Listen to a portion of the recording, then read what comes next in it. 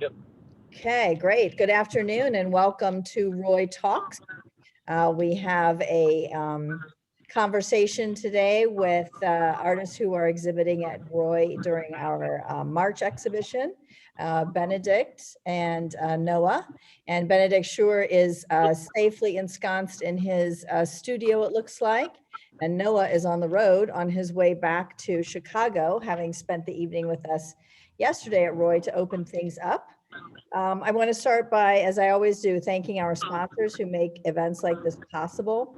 Ohio Arts Council, the Greater Columbus Arts Council, Encova Foundation, CASTO, the Columbus Foundation, Crane Group, the Hayes Family Foundation, the Vada Beetler Memorial Fund, and the Catherine A. Monroe Fund. Without their support, events like this are not possible. So we're very grateful to them. So last night we had a wonderful opening reception here at Roy as part of Franklinton Fridays, and we were able to greet over 130 visitors to the gallery space, not at one time, of course. We kept it at 30 at max at all times, but it was really wonderful to see people come to the gallery to see the exhibition.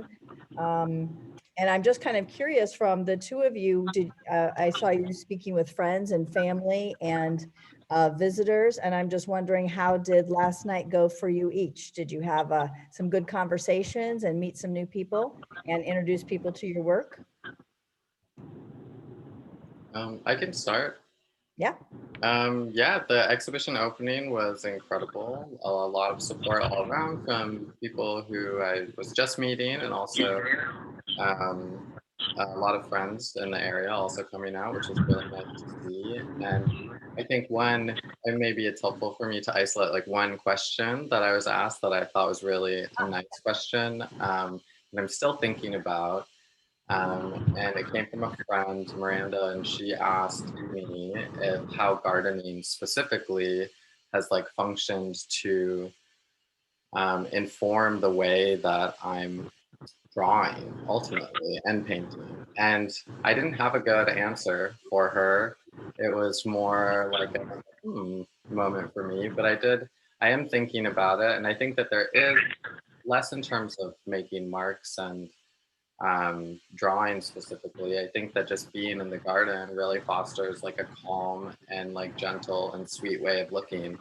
And for me, that translates into the way that I look at and spend time with my own work, which is kind of how I've answered that. But yeah, ultimately, it was a great night, and I was really appreciative of all the support and great questions and enthusiasm. So That's great. Noah, how about you? I saw you got grilled by, no, I'm kidding.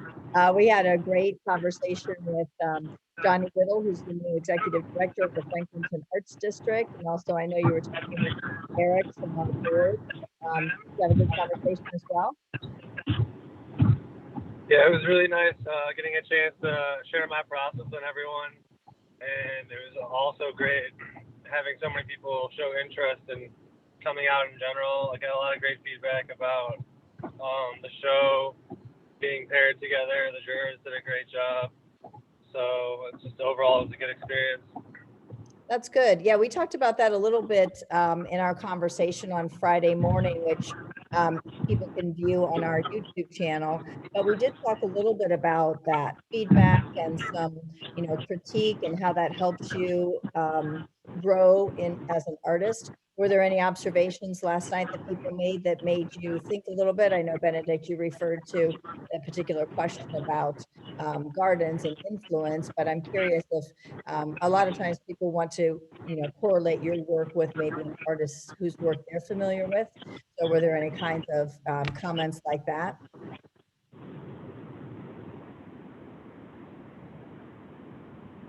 well, for me personally, I had somebody mentioning how specifically like the tall sculptural piece that I had tucked away with the sunflowers sort of ensconced in like a silk sheath, um, referencing the way that actually ties back to some like Egyptian forms specifically.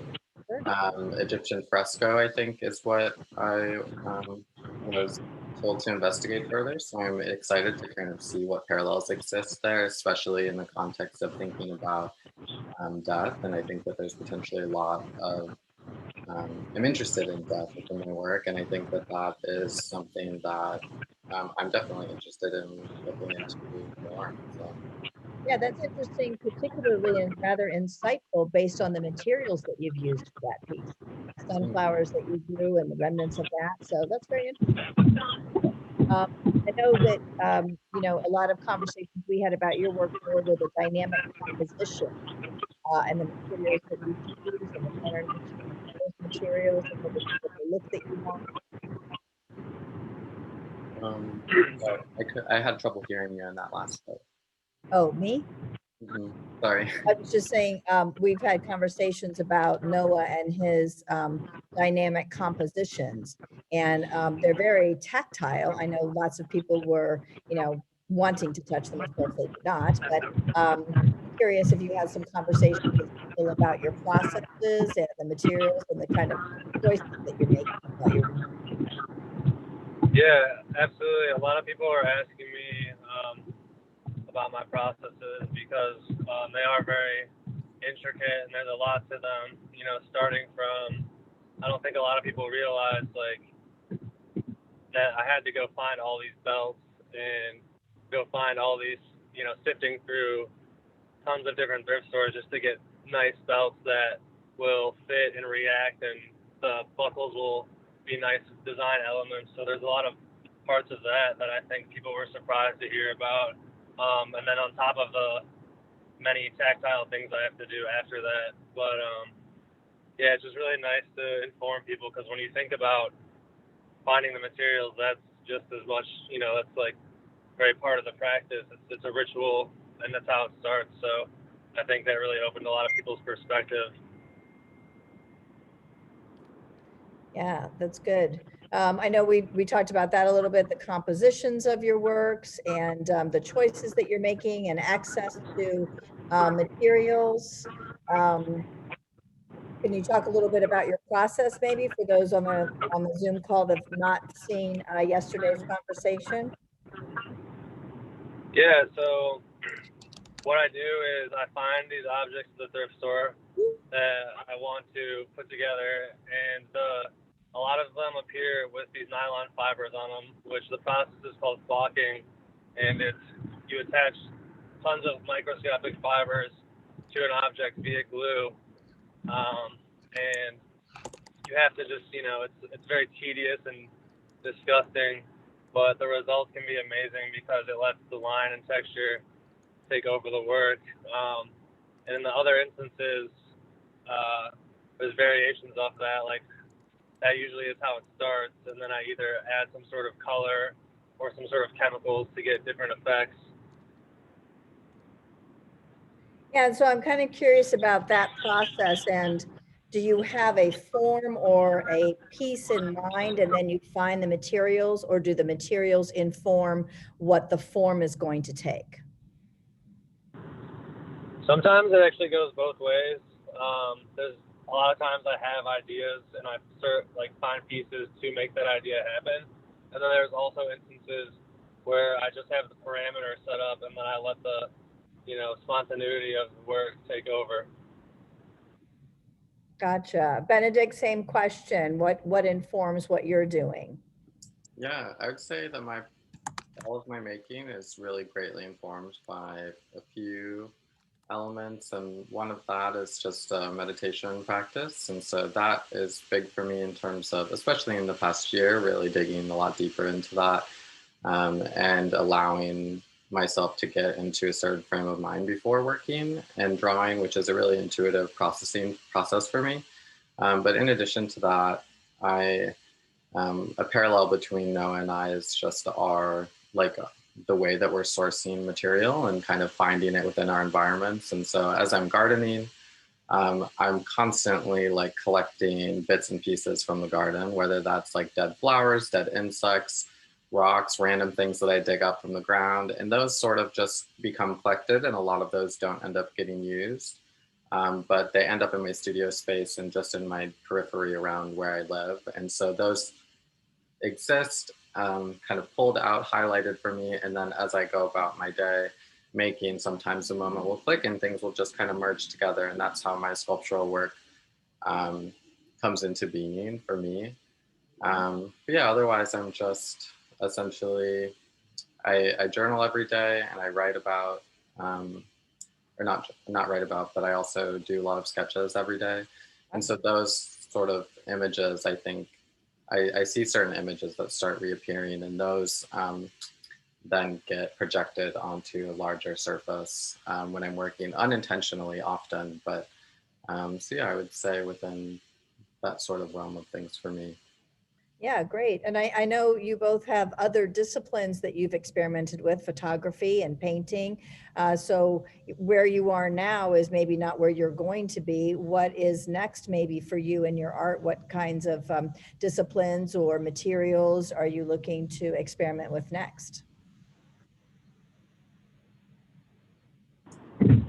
For me, I'm gonna continue to look into making things with crystals. I have some concepts that I want to work out with plaid patterns and a few other things that I've been wanting to try. Experiment with a little bit of tie-dye materials as well. I always kind of do these things on the side, but I'm probably gonna blend them all together coming in the future. Great. For me, I would say conceptually right now, I'm really interested. Well, I return to the idea of the breath a lot. So I'm interested in that as a process and a part of like healing trauma emotions and processing emotions. And one thing that I've been reading in a variety of different books on just emotions and processing in general is this notion of needing to pass through an emotion. And so I'm really interested in relating that idea back to the throat specifically. And for no real good reason, I'm really drawn to drawing birds and painting birds right now. And typically, right now, like with very long necks. And so I'm interested in exploring that part of the bird specifically and creating sculptural work with silk that can then be filled with other materials. So I'm not quite exactly sure how that's going to take form, but I think for me that is a big way forward for me. And I'm also just really excited to start planting a lot of dahlias this summer. I just got a bunch of seeds in the mail, more tubers are on the way. And so I'm interested to see how that might also make its way into my making over the course of the summer as well. That's great. I know in addition to your work here in the gallery, we also have a meditation on color where we're exploring the different chakras of the body. And actually, blue is a chakra associated with the throat. And so during some of our meditations and our yoga practices with the art of yoga, we're going to be exploring those different chakras. And so that is the fifth chakra. So week 5, we'll be looking into that. So I love those connections. Yeah, that's so great. And in fact, Jim, who has the crystals that are in the gallery as part of that meditation on color, was remarking on your work, Noah, specifically, and growing crystals for your artwork. So it's very interesting how, you know, when people come into the gallery space, they have conversations, they you know, determine relationships, they have feedback to the artwork that you're doing, and really, you know, interesting questions.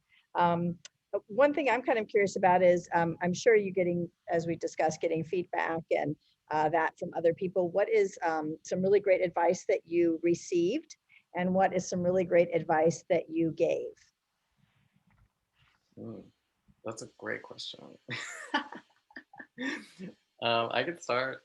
The first thing that came into my head with great advice was really about interrogating the language that I was using when describing my work, which is something that I think is like a lifelong process. But I had a mentor, Gina Osterloh, ask me specifically and really like dig into what is my what am I thinking about when I use the word beauty specifically. And that moment was really expansive for me because it's really forced me to be articulate and to be specific.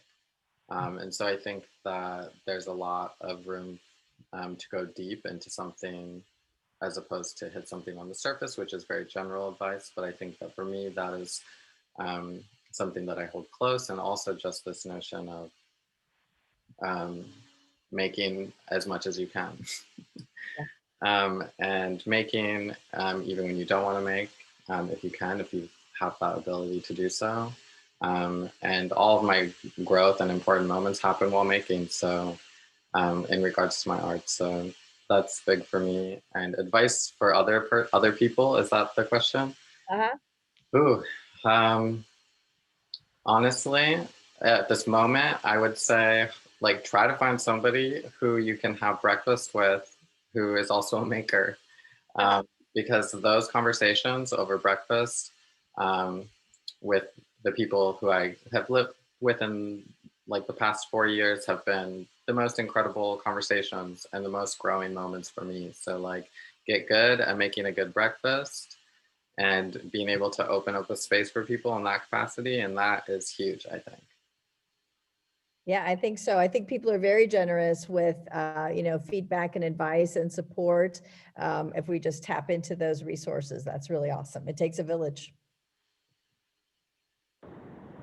I would say the best advice that I've ever given, or that I was ever given, was something called material specificity, and it's basically making sure you get the most out of your materials. I used to paint, and I do a form of painting now, but it's elevated. So I think it was a very important statement, because you have to look at the materials you're using and ask, am I getting the most out of these materials? And is it really about this material? And I think the advice I would give is that you have to take risks, and you have to really follow through with them, because you get a million ideas, and usually most of them don't work, but after a while it starts to piece together, and it's like, you're no worse off for trying. You make a lot of bad work no matter what. So that's my advice. Just make as much as you can and take risks. That's great. Great advice. I'm listening. We actually, Mona, I don't want to put you on the spot, but I'm just going to shout out that you have a show in our space later this year. So I hope you're paying attention to that. Do you have any questions for each other? I'm always asking questions of you all. Do you have questions for each other? I do have a question for Noah, actually. Sure. I'm curious if, like, in the process of thrifting for your work, do like and you were kind of talking a little bit about this maybe, but compositionally, like, how are you seeking out specific objects, or is it more of a chance moment? Like, I guess, what does that look like for you? Do you encounter one object that you feel is just like, yep, this needs to be a part of it, and then you find things that kind of circulate that, or is it mixed? I'm curious what your natural tendencies are in that way. So a lot of times, I do know kind of vaguely what I want in terms of everything in the thrift store, because there's everything A to Z there. I know one day I'm going to get purses. I know one day I'm going to get belts, but within each, subsection of the store, and even in general, I do a few laps around the store, and you have to go like into the mode of a child. When you walk up and touch something and you just touch it and walk away, why did you touch it? Why am I attracted to this material? And there's a lot of stuff. There's a ton of stuff that I bought that has never seen the light of day, just because I bought it and I like the material and I have it, stashed away. May never use it, but each time you do that, it provides a piece of information about yourself, why I like this material, and it's vital to, the knowledge of my practice. So it's pretty spontaneous, I would say, and of course I get to get some cool shirts every once in a while, and among other things for myself. That's great. I noticed that, we talked about this too, but your color palettes are very similar. Are there some colors or some forms that you find is better at expressing what your thoughts are than others? And if so, maybe why? Did you say colors and forms that are better? Colors and forms, yeah, there's some repetition in each of your works. And so you're using different mediums to express your thoughts and your ideas. And I'm sure that some mediums relay those thoughts and ideas better than others. But is there something about a particular color palette that helps you to express your work better than others? Well, for me, I would say I actually really struggle with choosing a color palette that's consistent across an exhibition or a space. And so recently, kind of trying to tackle that issue, or not issue, just like more of a question, I guess, within the work has been, well, what is my process of tying these works together going to be? And in this past year, I started using black for the first time.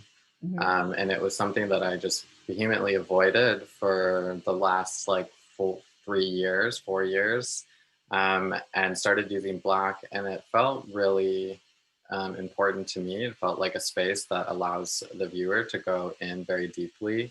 It allows us like to have a large black form or mass within a painting or an object. It gives the eye a space to rest while also referencing the pupil that is the opening that's allowing that image to be taken in. So for me, that's the first thing that came to mind. And in the work that's in this exhibition, there is a central black void in every single piece of work.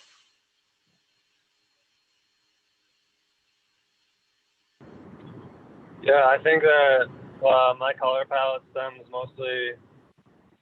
I like to use like less is more for me.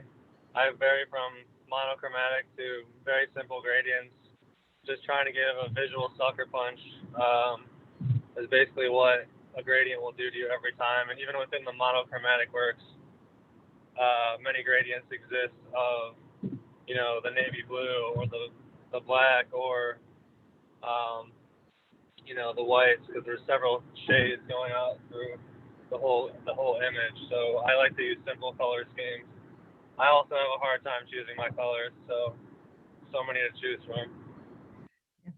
That's true. We have the same problem here at Roy.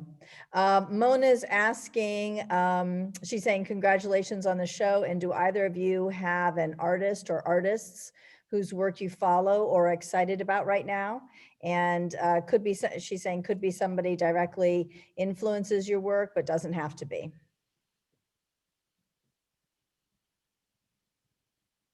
And I'm sure Noah's going to say Benedict and Benedict is going to say Noah. So we can move on from that.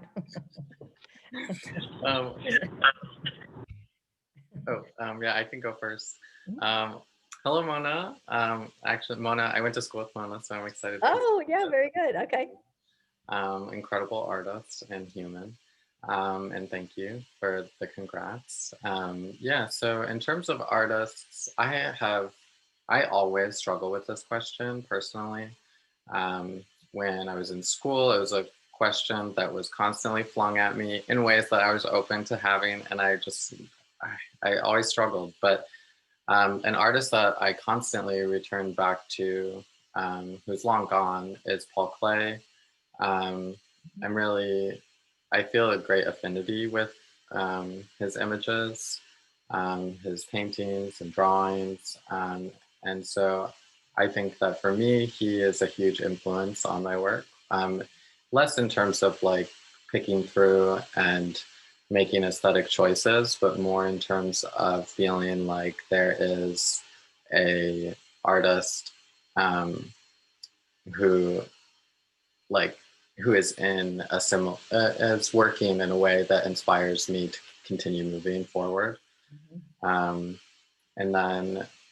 maybe this is a cop-out answer, but I think that the people within my immediate community, and specifically the artists that I'm living with right now, Christine Fashion, Darren Hurton, Brittany Wainwright, they are all artists who are influencing me just in my daily conversation, and I'm excited what they're doing. Yeah. Great. Some artists that I'm kind of pretty much interested in. A lot of them are actually from Chicago, or ones that I've seen in Chicago. The Esther Gates, Jessica Stockholder, and I'm really taking an interest in Vito Akanchi as of lately. He does a lot of poetry as well, but he makes very many architectural works, and his crossover in his practice is so bizarre because he like makes very geometric objects at times, but then he'll also have pieces of his practice where he'll follow people around New York City all day until they enter a private residence or something. Like, he puts these parameters that he has to stalk someone for like a whole day, and it's pretty interesting for his rationale behind it. So Vito Conchi is definitely someone who's inspiring, just because he's pushing boundaries of, you know, art and what we can perceive as performance and how we, you know, accept the art. That's a great question. Thank you. Yeah, that's great. Okay. Good. All right.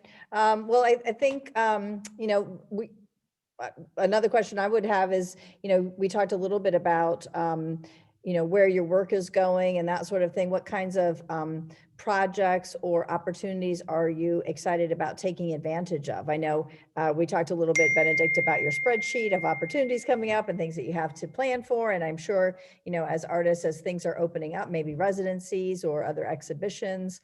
So what's next? And Noah, you work in a space with other artists, right? Like a collective space, like a 400, like what we have here in Columbus? Yeah, we've got a old funeral home where we have different artists whose studios are there, and we offer an exhibition space. But right now, we're not doing exhibitions because of the COVID circumstance. But because mostly the majority of the get together is like outside, with the exception of the gallery. But anyways, that'll be opening up soon, so I'm excited to see what happens with that space and support artists in my community. So that's really exciting. That's great. Yeah, and I guess thinking about for myself, opportunities moving forward. Yeah, I have a lot of. I would love to. Yeah, I would love to get into residency, a few different residencies that I'm looking at too. And I know some of them will, yeah, we'll just see how that pans out, applying to more exhibition opportunities. And for me, I am trying to invest within like the community that I'm living in. And that will, I'm sure that will take form as I think about that more. But I'm also I'm trying to get some opportunities outside of Ohio specifically as an opportunity just to reach out and network in more communities. So and then I'm just working on some little independent projects for myself. I'm working on a project related to like suicidal thinking as something that I think is an important conversation. And I'm also, yeah, I think that I'm slowing, like my hope is to just get a lot of applications out and then kind of slow down a little bit and try to be outside as much as I can be. Right? Oh my gosh, for real. In the getting reconnected to the earth for sure. Rachel is in Utah. Hey, Rachel, that's great. She's asking if at all, how did the last year of pandemic uncertainty influence your creative process? And did you discover anything new about yourself or your process? Great question. Hey, that's a great question. Yeah, it definitely just made me dig deeper into my process because when there's little in the world is feeling a little dismal, all you've really got is your own, you know, creative spirit to keep you going. So it really got me through it. But by the same token, help it using it as a coping mechanism also, helps you benefit by making a ton of work, which is great. And that's kind of how I came up with some of these ideas with the crystals, because I was limited to only my apartment at certain times. So you do things that you can do in certain spaces, and you might forget about them for months, and then they come back together. So just being in a different spot, like a challenging studio, allows you to, step outside of your comfort zone as well. Yeah, absolutely. Yeah. Hello, Rachel. I actually worked with Rachel in Washington on a little island, so it's really lovely to see to get a question from Rachel. And yeah, for me, I mean, COVID's been really challenging, and there's a lot. I'm kind of a recluse and like to be doing and like a little introverted, so in some ways, like it really suited me well. Um, but I also, yeah, I would say that it's also been really challenging. And I think that within the challenges for me related to COVID and not, I think they all are kind of interconnected. It's been a really difficult period, especially coming into winter and feeling extra isolated in that way. So for me, I really turned hard into meditation within the past year. And that has been like a truly incredible life change for me. And so that is greatly influencing all the work that I'm making. In one expected way has been like a sort of a greater desire to create symmetrical work. And I think I've been thinking about that a lot lately. And as I'm meditating and focusing on my breath, there's total like bilateral symmetry of the human body. And I think that if one thing come out of that sort of space of state of mind and try to carry that into making, for me, like that symmetry just naturally started occurring, and it's never been something that I'd ever really pushed in my work before. So that's been a really interesting development for me. And also, I think within COVID, or the experience of quarantine, trying to find a new way to play with making. And so for me, that's been working with silk and discovering a new process for myself, and doing a lot of research and teaching myself how to work in a way that is completely new for me. And it's been really amazing in how that process has informed my drawing process and how I draw and back and forth, because the different materials call for a different style of making lines specifically for me. And so being like, I really like how the silk is forcing my hand to work in a way that's potentially more simplified. And then carrying that over to the way that I draw, which has been really exciting for me. So yeah, that's a great question. Thanks, Rachel.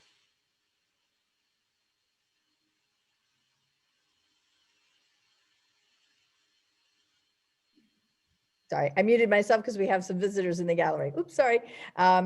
Anyone else have a question for either Benedict or Noah? I do. Can you hear me? Yes, I can hear you. Okay, sorry. Go ahead. My name is Eric. I just want to thank you both and congratulate you. It's a great show. And after a long, stressful week in the office, I went to the gallery last night and left energized. So thank you to you both for your work. I have a question. I had a chance to talk to Noah last night, but I had a question for Benedict. I didn't get a chance to meet you or talk to you last night. But I did spend some time with your work, really enjoyed it. And hearing you speak about the Black Void was actually really helpful, thinking it as this place to kind of rest your eye, as like a part like representing the eye. And then also for me, it was like an entry point with the work. So I had kind of a question about your process, and that is, as I entered your work, I really enjoyed kind of almost like a daydream, kind of allowing my eye to kind of sweep all of the different motifs and colors and kind of take in the relationships. And part of what that kind of was influenced by was its size and scale in relation to my body. And I noticed that a lot of your work was larger in size. Is that a form you like to stay in? Do you do smaller work? Does that inform what you create? Just kind of curious about that. Yeah. That's a great question. Thank you. That was really a lot of sweet things that you said. But actually you can, I think that thinking about scale, I fluctuate. I work a lot of, I like to draw like really tiny, and I also like work on typically like a 22-inch by 30-inch size paper. But for this exhibition, a lot of the work is a lot larger, and that is largely to do with the fact that this work that is behind me has really influenced me. And so I made this work kind of in a creative frenzy over the winter, and it was originally going to be in the Roy G. Biv show. That was my original intention. And so I hung it on the wall of my bedroom, which is like really the only wall space that I have, and which is also the place, incidentally, where I'm meditating daily. So I started meditating in front of it, and felt really like powerfully connected to it in that way. I feel when especially in open eye meditation, before I close my eyes, there's a sort of magic that happens for me where things start to, not always, but can push themselves off of the paper and appear to be floating. And that happens when I have a central point to rest my eye. And so I realized from those experiences that like I want to be able to create some sort of a pedestal for the eye to rest on. And in the artist statement, I think I refer to it as like a soft palm to rest the eye, which is just like my like romantic self coming through. But so in that way, I think that yeah, the scale became really important. It felt like the work could envelop myself, and I wanted to create work that was potentially capable of doing that for other people. Yeah, but that's a really generous question. Thank you.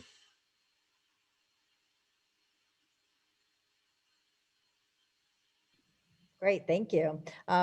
We love how the work is in the space, and I know that there were a lot of discussions all week long about negotiating that and what work showed best on what walls. And I love how you used our movable walls to sort of highlight and bring a piece toward the audience a little bit more for maybe a little bit of a stronger connection.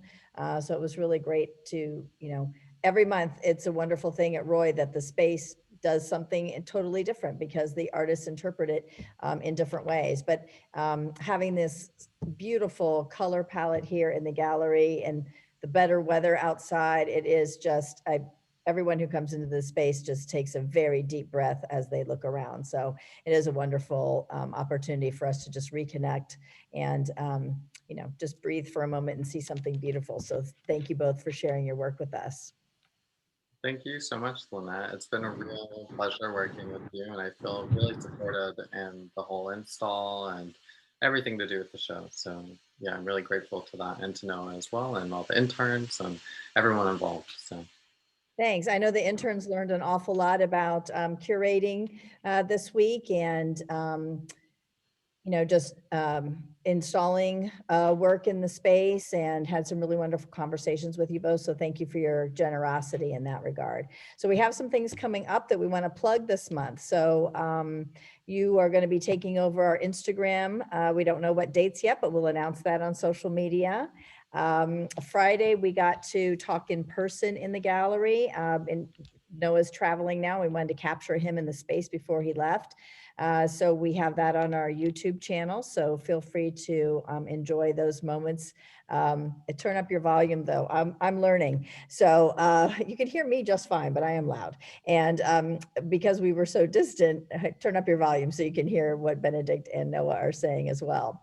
And then today, this wonderful conversation has been recorded. So we'll post that on our YouTube channel also when it becomes available. So, oh, Brittany, welcome to the conversation. We've been chatting with Noah and Benedict a little bit. If you have a question, you can ask it now or post it in the chat if you like.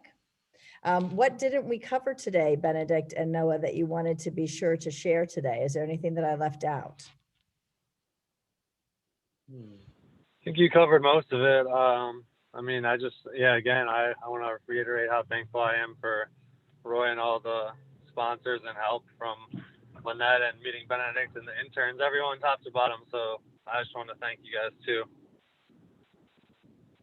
yeah, And I would say, yeah, I feel like a lot of ground was covered in these questions, and I feel great, and yeah, thankful and grateful for the opportunity. So yeah, thanks, Lynette.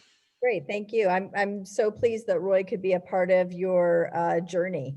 It's our honor to be able to work with emerging artists. We just love that conversation and that relationship. So if I'm not sure what else we'll plan for the rest of the month that we are beyond what we already have planned. But if you want to take a virtual tour, let us know at Roy. Benedict, if you want to, or Noah, I know it'll be tough for you to travel, but if you want to organize something in the space, let me know that too. We're certainly open to that. Yeah, I'll just be sitting here meditating on your work and enjoying it for the next few weeks. Thank you so much, Lynette. Yeah, thank you both very much for the conversation. Thanks, guys. Okay, we'll talk soon. Thanks everyone for joining us today for our conversation.